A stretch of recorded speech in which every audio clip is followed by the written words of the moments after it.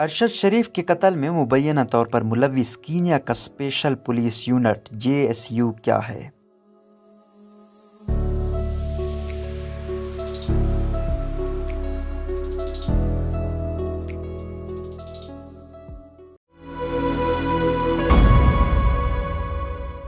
Kenya میں حکام کے مطابق پاکستانی صحافی ارشد شریف کی پولیس اہلکاروں کی فائرنگ سے قتل کے واقعے کی تحقیقات جاری ہیں۔ ارشد شریف اتوار کی شب کینیا کے دارالحکومت نیروبی کے قریب فائرنگ کے ایک واقعے میں مارے گئے تھے اور پولیس کی ابتدائی رپورٹ میں دعویٰ کیا گیا ہے کہ پولیس اہلکاروں نے شناخت میں غلط فہمی پر اس گاڑی پر گولیاں چلائیں جس میں ارشد شریف سوار تھے۔ کینیا پولیس کی جانب سے اس واقعے کی جو ابتدائی رپورٹ ابتدائی پولیس اسٹیشن میں جمع کروائی گئی ہے، اس میں کہا گیا ہے کہ پولیس کو ابتدائی طور پر معلوم ہوا کہ فائرنگ کے ایک واقعے میں کینیا پولیس کے اسپیشل سروسز یونٹ JSU کے افسران ملوث تھے اور اس کے نتیجے میں لگ بھگ 50 سالہ پاکستانی شہری ارشد شریف فائرنگ سے جاں بحق ہو گئے ہیں۔ یاد رہے کہ کینیا میں پولیس اور اس کے ماتحت بننے والی خصوصی پولیس یونٹس پر ماورائے عدالت قتل اور ملزمان کو لاپتہ کرنے جیسے الزامات لگتے رہے ہیں۔ اس رپورٹ میں نیروبی کے سینئر رپورٹر ایمانوئل اگنزا بتا رہے ہیں کہ ارشد شریف کے واقعے میں ملوث اسپیشل پولیس یونٹ JSU کیا اور کیسے کام کرتا ہے اور کینیا میں پولیس اور پولیس کی خصوصی یونٹس کو عمومی طور پر کس نوعیت کے الزامات کا سامنا رہتا ہے۔ جنرل سروس یونٹ کینیا کی پولیس کا ایک نیم فوجی یا پیراملٹری دستہ ہے جس کو خصوصی تربیت دی جاتی ہے۔ اس کا قیام کینیا کے نیشنل پولیس سروس ایکٹ کے تحت عمل میں لایا گیا تھا اور اسے ملک میں صدارتی گارڈ کے علاوہ ریک اسکواڈ بھی کہا جاتا ہے۔ اس کی ذمہ داریوں میں ملک کے صدر کے تحفظ کے علاوہ انسدادی دہشت گردی کی کارروائیاں شامل ہیں۔ اس کے علاوہ یہ یونٹ پرتشدد مظاہروں اور شہریوں میں بد امنی کو روکنے کے لیے بھی استعمال کیا جاتا ہے۔ جنگلی حیات کی غیر قانونی شکار کو روکنا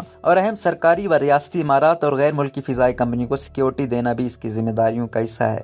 JSU کے اہلکار عام طور پر صرف ایسے علاقے میں سڑک پر چوکی لگاتے ہیں جہاں ڈکیتی کا خدشہ ہو یا پھر دہشت گردی کا۔ اس کے علاوہ وہ اہم سرکاری عمارات اور تنصیبات پر تعینات کیے جاتے ہیں۔ ارشد شریف کے کیس میں بظاہر اس یونٹ کو صرف اس وجہ سے سڑک پر تعینات کیا گیا کیونکہ ان کا ایک کیمپ قریبی واقع تھا۔ اس یونٹ کے اراکین کو عام پولیس سے زیادہ خصوصی تربیت اس لیے فراہم کی جاتی ہے کیونکہ ان کی ذمہ داریوں میں قومی سلامتی کو درپیش خطرات سے نمٹنا بھی شامل ہوتا ہے اور اس وجہ سے اس یونٹ کے اہلکار عوام سے زیادہ گھلتے ملتے نہیں ہیں۔ تاہم خیال کیا جاتا ہے کہ اسی وجہ سے اپنے آپریشنز میں اس یونٹ کے اہلکار بربریت دکھاتے ہیں۔ ماضی میں اس یونٹ پر صرف اس لیے خواتین کے ریپ کا الزام لگا کہ وہ اپنا خوف طاری کرنا چاہتے تھے۔ JSU کا ماضی کافی متنازع رہا ہے۔ 2007 اور 2013 میں JSU اہلکاروں پر عام شہریوں کے قتل کا الزام بھی لگا۔ تاہم دہشت گردی کے خلاف یہ یونٹ کافی مؤثر رہا ہے، خصوصاً 2013 میں ویسٹ گیٹ مال پر دہشت گرد حملے جیسے آپریشنز کے دوران اس کا کردار انتہائی اہم رہا ہے۔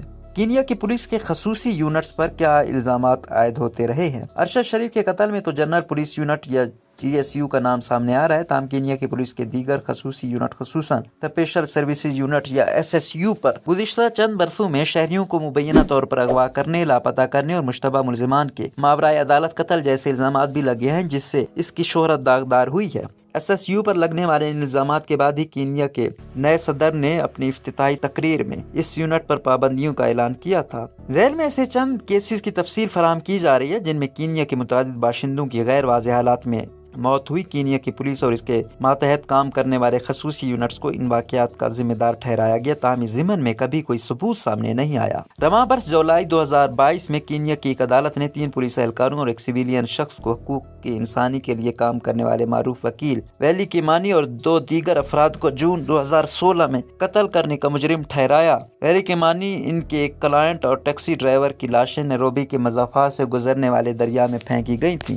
مئی 2016 میں کینیا سے تعلق رکھنے والی معروف کاروباری شخصیت جیکب جوما کو اس وقت گولی مار کر قتل کر دیا گیا تھا جب وہ اپنے گھر جا رہے تھے۔ انہوں نے حکومت کے خلاف متعدد ناکام کاروباری معاہدوں میں ہائی پروفائل کیسز دائر کر رکھے تھے۔ اسی طرح فروری 2015 میں کینیا کے معروف ممبر پارلیمان اور ٹریڈ یونینسٹ جارج موچری کو ملک کے دارالحکومت نیروبی میں گولی مار کر ہلاک کر دیا تھا۔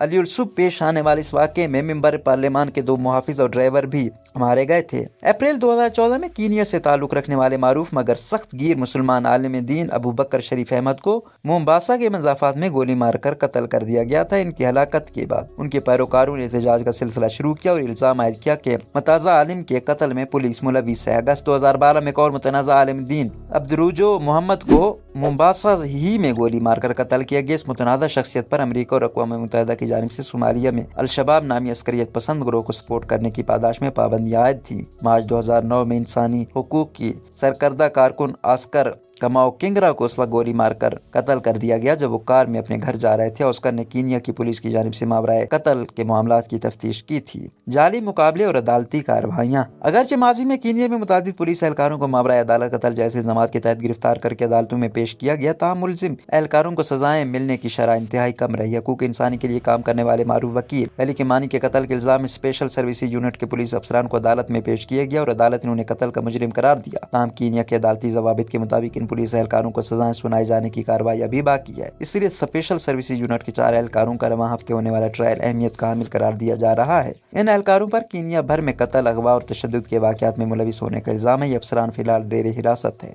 इनके मुबैना शिकार बनने वालों में वो 2 इंडियन शहरी भी थे जो जुलाई से लापता थे। दोनों इंडियन शहरियों की मुबैना बाक़ियात गुज़िश्ता हफ्ते सेंट्रल कीनिया के एक जंगल से बरामद हुई थी। ह्यूमन राइट्स इदारे का कहना है कि आज़ादाना तहकीकात में 600 से ज़्यादा हलाकतों को पुलिस सर्विसेज के अंदर मौजूद खसूसी यूनिट से जोड़ा गया है। चंद पुलिस अफसरान पर भी ये इल्ज़ाम है कि उन्होंने पैसों की एवज़ ऐसी खिदमत सरअंजाम दी। रोज़नामा कुदरत की वीडियो देखने के लिए अभी YouTube चैनल पर सब्सक्राइब करें और बेल आइकन पर भी क्लिक करें।